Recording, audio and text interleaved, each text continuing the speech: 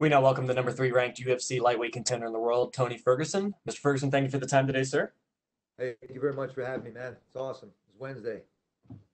We will take the first set of questions from Gabriel Gonzalez with Cage Side Press. Hey Tony, how are you? Good. How are you doing, man? I'm doing good, man. Thank you. Tony, I once asked you what moments from your career made you stronger, and you told me it was your loss to Michael Johnson. Is it the same feeling getting back to action after the loss to Justin? Say that question one more time. I once asked you what moment from your career made you stronger. You said it was your loss to Michael Johnson. Is it the same feeling now coming back after the fight with Justin? No, getting visits from the randomest people saying you better do your shit.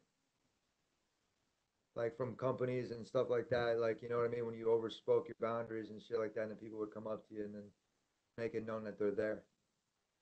When that happened, I won't drop names. I took advantage of everything, and I basically said that for the last 8 years, I just paid attention and just kept my mouth shut and just let everybody just go on their way. Just kind of judge me and just paint me in the picture the way that they did. From Top Golf all the way through on different things, from threats to my family, self, never stopped me. An integral kind of way that I approach everything. I don't give two fucks. It got to the point where my effort and my consistency with my company, I've shown from the way I bleed to the way I go out and represent myself and how I come. I've made so much noise that even the president's paying. I've gotten targeted from people, paradigm all the way through to everything, and I've gotten word from people that have supported others and saying, like, yes, you were targeted. Nobody spoke up. You know what that does to a guy? Got a whole bunch of bullshit that my life has made me who I am today.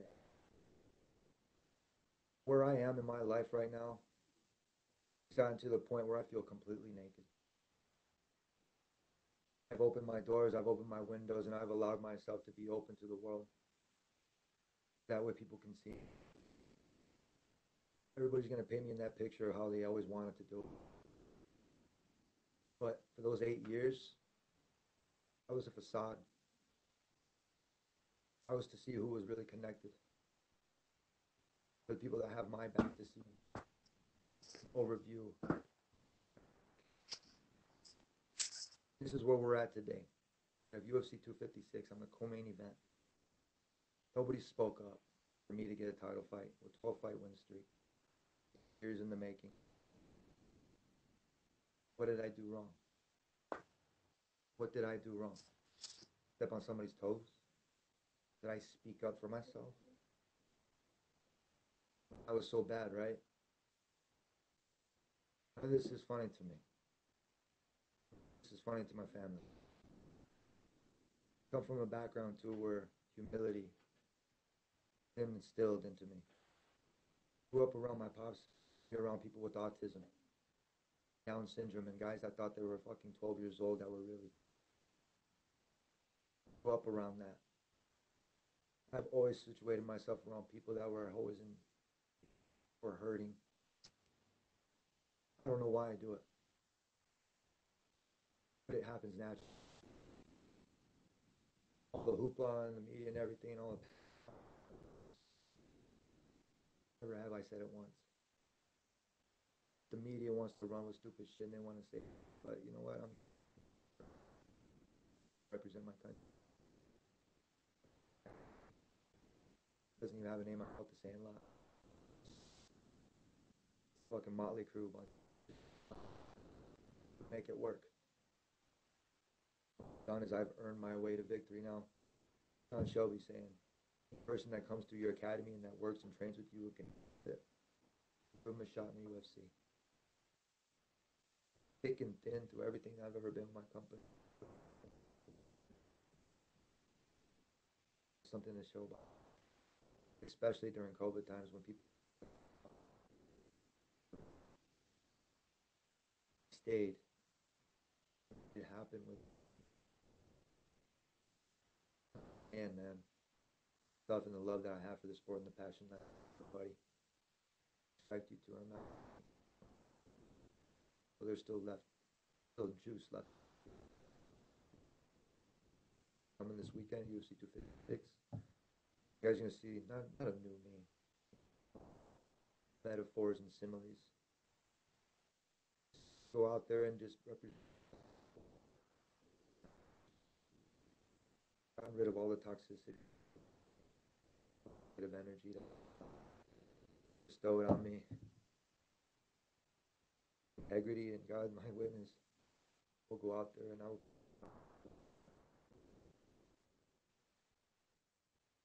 Tony, I would understand, certainly the business side of things. We've heard of guys just struggling with it and their own issues with it. I would like to say, though, when you were added to this card on short notice, a lot of people got excited about it. They got excited to see you, and you bring in the people because they're ready to see El Kukui. So my question is, this is still a big fight. You know that business side of things, the big names in the future, all of that is going to be part of the equation. How much is this about finally fighting those guys, but then how much of it is just doing business your own way? It's not about doing business, man. It's a family. Family sticks together. Sure, you'll argue with family and you do your thing, man. And sometimes you might not like them, but you love them. I grew up in this company. I tried out 3 times for this. I made it at 185 pounds, and they told me you're too skinny. I just hear from my buddy. Made it all the way to the 3rd round. Second one, I had a shitty turnaround. I went to DC. I used my fight winnings, right, to try out for the 155-pound division. Used all my money, and the plane left without me. We got there too late, so I drove from DC to Charleston with no battery in my phone, when people pointed me in the fucking direction. I rented a car I barely had any money for. I get there around like 6 o'clock, 6:30 in the morning. Tryouts are at 7:30. The shittiest turnaround. The guy said, he's like, you know what? Hey, if you get tapped, just keep on rolling, blah, blah, blah. Put it in my head, planted the fucking seed. Went out there and I looked like shit. Went to the bar and I fucking started drinking. Shittiest fucking moment, man. So all my fault. I felt like it. I was like, why am I doing this? I go for the 3rd tryout, right? I was like, you know what? I would break my hand. No insurance. Nobody understands how fucking tough it is to make it in this industry. That 3rd time that I tried out, I said to myself, and Chuck Liddell was one of my guys, one of my Troy Brown, one of my guys that really heart managed me, Mark Parra over at House of Champions. They basically told me, and they said, you know what, Tony? They reassured me that I could do it.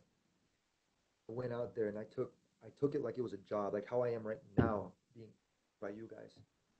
Did a 1-page, put all my accolades on it, and I didn't make it so it was always. And I did copies of my All-State papers, my All-American papers, and my papers, and my certificates of merit.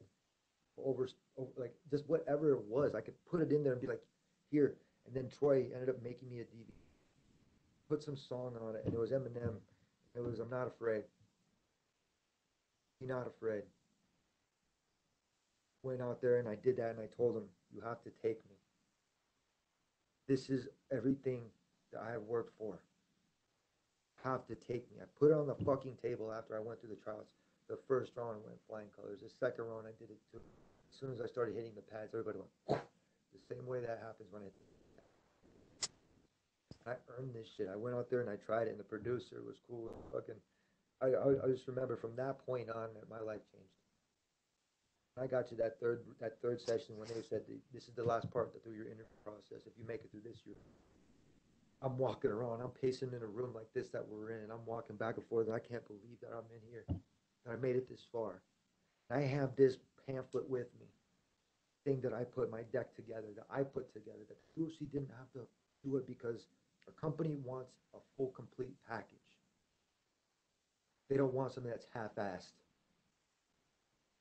That point in that time, I fucking put my stuff down, that DVD, and I said, you have to take me. Fucking went through the paper with them, and I put accolade after point. Reference after reference. my references go far beyond what you. Dang, even Gable is one of the guys that is one of my men that I work with. I'm getting grandfathered in within the wrestling community. At Wrestling Match and Adam Dummy, all these different things. It's an incredible thing because I've never all the stuff that I went through. What I gave a complete. Everybody always wants things done for them. They're not willing to put in that extra work. When I saw the opportunity arise from the pandemic to make weight when nobody was making weight at ESPN and nothing was going on in sports, I took it upon myself to make that weight because there was nothing going on. I thought, you know what, for one instance, people could fucking actually pay attention and look at something, not jock my style. For the one time in my life, nobody could have ever fucking copied me. I'm thankful I did it. Up from 181 pounds to championship weight. I on purposely ate on that Sunday night. Ate chips and chips and chips and got myself to 181. I cut all the way to 150 4 days without it. Barely making it. Almost seeing God and almost fucking dying. You guys have no idea. Nobody would have ever known. Nobody would have ever known, which is except for the people that were around me.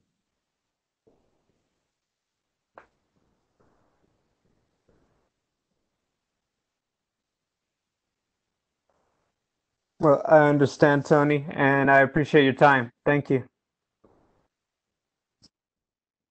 We will take the next set of questions from Mojang Wu with Hoopoo Sport.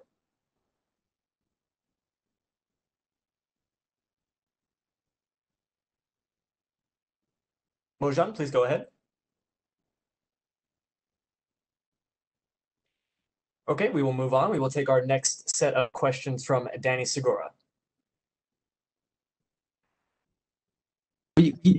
Hey Tony, we heard that previously the UFC was trying to book you with Michael Chandler, and Chandler seemed to be interested in the fight.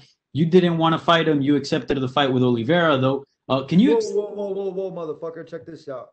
Mhm. UFC said that Chandler had a fight, and then Chandler said that he didn't have a fight. Somewhere along the line, somebody was fucking lying. I'm Okay. sitting here telling you, get your fucking facts straight. That's why I'm asking. No, that's why you're not asking. You're asking the wrong question. You're asking other people. Oliveira is the only game opponent that wanted to fight. Uh-huh. Doesn't want to fight. Poirier doesn't want to fight. McNuggets ran and Tiramisu's gone. Got these assholes that were gonna fucking like put this guy's over top of me and then want to move me back down to number 5. It happened before. I hate to say it, but matchmaking is like a logarithm. Found it, called it. Been with the company for 10 years.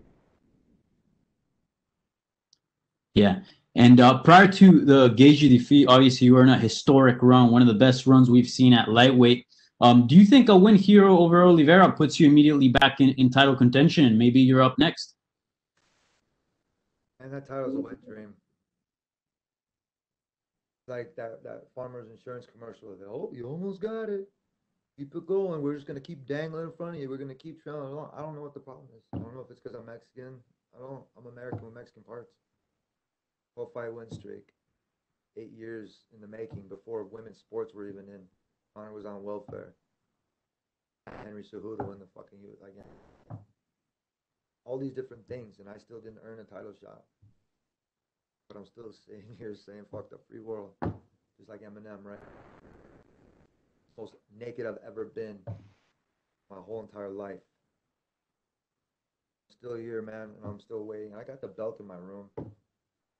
Go after another belt, but how much greed is that? I got an Ultimate Fighter trophy. I got a Fighter's Award only trophy. I got a UFC belt. I got medals, and I'm Lord of the Rings with all my championship rings. How much greed can you want? Like, you want to be like Khabib and hold on to it? You're just being an asshole. To me. Yeah. There's other fighters that deserve it. We got Chandler that's coming in and butting the way, but look at now he's cutting. Check this out. It's almost like you're gonna go get tested for COVID, right? Like go ahead, go get tested first, Chandler. Let all these other people, like watch you and like take notes and everything. Yeah. Poirier, you got guys like Poirier, right? I'm trying to help him get a fight with myself, so that way the fans, my supporters, go and buy the fight, not illegally stream it, because anytime I fight, they buy it. What else they're doing on the other people's? But they know I work my ass off, and they're like, Tony, hopefully you're getting pay-per-view points. What points? Yeah, no, yeah, no doubt you're one of the greatest lightweights to compete in the UFC ever. Obviously, you have the accolades, interim champion, tough, the win streak, obviously. Do you feel like maybe you won't see another UFC title fight come your way? Is that how you feel? I don't give a fuck. Dana's one of my biggest mentors, and I love Dana. But bro, I'm the one that kind of tells him and tells Shelby and fucking, hey, you guys are doing amazing. Shit up. These guys get a pat on the back for the stuff that they do. Instead of being criticized or people narking and being like, yo, we're going to have fights over at the Tachi Palace fights and then trying to figure out other shit. That's some bullshit. Guys are working their ass off trying to help us, fighters, trying to help us pay our bills and help because they understand. You have all these other people out in the world that have an opinion that don't fucking matter, bro. You're asking dumbass questions. Ask the right questions, you're gonna get the right answers. All right, Tony. Well, I appreciate the time. Looking forward to your fight on Saturday night. I'm sure it's going to be a banger. So thank you so much, and best of luck on Saturday night. Sure. We will take the next set of questions from Carlos Contreras with Milenio Diario. Hi, Tony. I saw you were talking to Brandon on the embedded and trained like for a couple of minutes together. In these times where the UFC has champions from all over the world, how does it feel to be part of this pay-per-view where two Mexicans, one Mexican American, one Mexican, are headlining a pay-per-view? Es muy importante para yo, para mi gente y para mi raza también, para mi gente en los Estados Unidos también. Very important for myself and for my Mexican heritage and for American heritage. I can go on and talk about culture and everything, but I'm gonna be real. I go out there and I fight for myself now. I used to spread myself so thin, trying to make everybody happy, get me anywhere. For 8 years, I told you I paid attention and just let people just paint me. 7 years actually, 7. Let people just paint me the way that they thought, and make a meme out of myself and make fun of me or call me a cringe. All of a sudden, became genius. Now everybody's wearing sunglasses. Nobody was wearing suits in this sport before I started coming in here, even before GSP. Now, Stitch Duran even told me, he's like, you're the best fighter I've ever fought. I'm going to call you the GQ killer. That was House. Sunglasses, suits, the term casuals and hardcore. I can go on and on for days, but the point of the matter is I'm not here for me and my close circle, which is my family, my faith, my family, my friends. The UFC, right? I'm the CSO of the UFC. CSO means Chief Security Officer. Shit happens. If you need something done, count on me. Reliable. Go out there and I make it happen. Name another motherfucker that's out there that's in the top 5 that does that shit. Top 15 or top 30. You gotta go lower in the bracket to have fighters that are like that are barely making it, to have that attitude. For all these top 15, top 10, top 5 guys, they float around too much. Where I was floating. My mom always tells me, she's like, you know what, we're gonna tie you back down because you're not cool. Enjoy the process. And this hungry body has changed. Standing myself, I've recovered faster than fucking help people in their.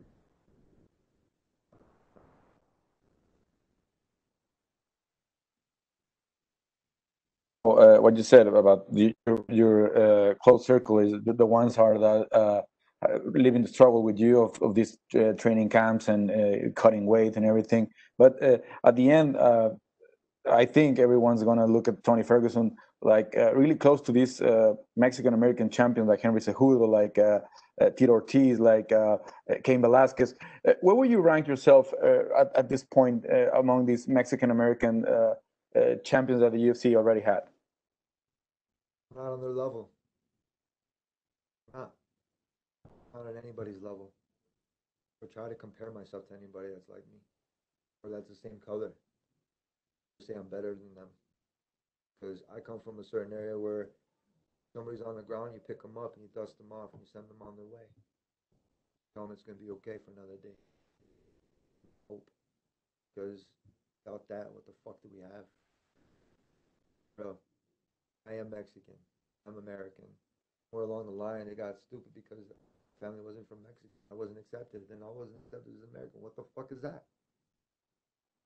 You gonna tell me I'm in limbo here? Nah, bitches. Everybody else is in limbo. And unplugged from the matrix. Everybody else is in limbo.